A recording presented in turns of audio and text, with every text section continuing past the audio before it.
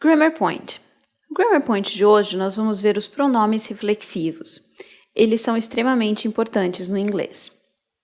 Os pronomes reflexivos são aqueles usados quando o sujeito e o objeto da ação são o mesmo. Por exemplo, eu cometo uma ação a mim mesmo. No português, ele também muda para cada sujeito. Quando eu faço algo a mim mesmo, eu digo, eu me machuquei. Ou seja, eu machuquei a mim mesmo. O sujeito e o objeto da ação são o mesmo. Se eu fosse dizer, ele se cortou, ele cortou a ele mesmo.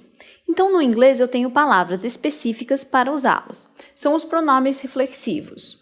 Para I, eu direi myself. Por exemplo, eu me machuquei. I hurt myself. Para you, no singular, você, yourself. Você se machucou. You hurt yourself. Para he, himself. Ele se machucou. He hurt himself. Para she, herself. Ela se machucou. She hurt herself. Agora, o you, nesse caso, é o único caso em que ele tem uma diferença se eu usar no plural ou no singular. Então, aqui no primeiro exemplo, eu tenho o you no singular, yourself, só você. Se eu quiser falar vocês se machucaram, you hurt yourselves. O plural de palavras que acabam em F no inglês se dá por VES. O mesmo acontece aqui. Então, you hurt yourself, você se machucou. You hurt yourselves, vocês se machucaram.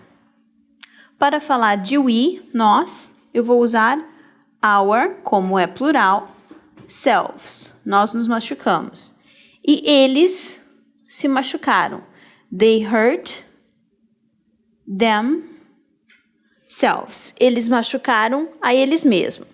O pronome, o sujeito it, também leva itself. Quando que eu usaria itself?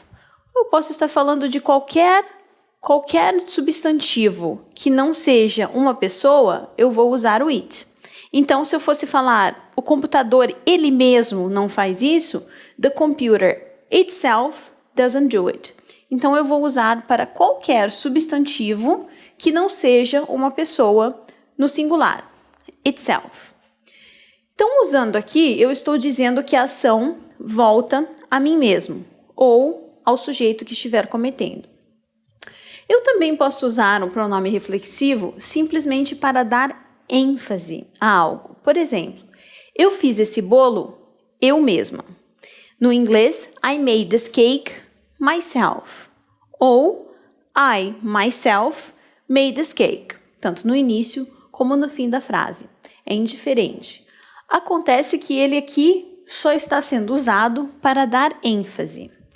Porém, eu tenho que ter cuidado como eu uso o pronome reflexivo. Quando ele é usado precedido da preposição by, ele vai ter um sentido diferente. Vamos ver em uma frase. She wrote the letter herself. Então, nesse caso, eu estou dizendo, ela mesmo escreveu a carta.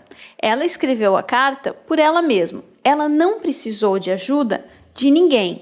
She wrote the letter herself. Quando eu digo, she wrote the letter by herself, eu quero dizer que ela fez sozinha. She wrote the letter by herself, sem ajuda de ninguém. Por que o by herself, que significa você mesmo, sem ajuda, sozinho, é diferente, porém, do alone? Se eu escrever she wrote the letter alone, Nesse caso, eu quero dizer que ela estava sozinha no lugar onde ela escreveu a carta.